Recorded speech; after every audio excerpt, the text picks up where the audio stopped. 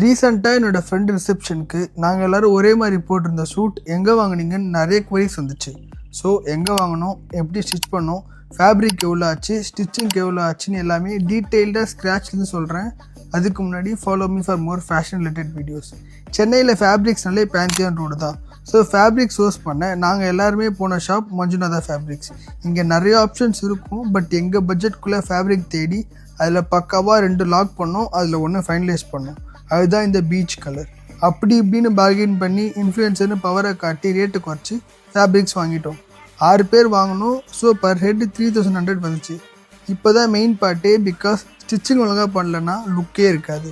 So எங்கே stitch பண்ணோன்னு part 2ல் சொல்கிறேன்.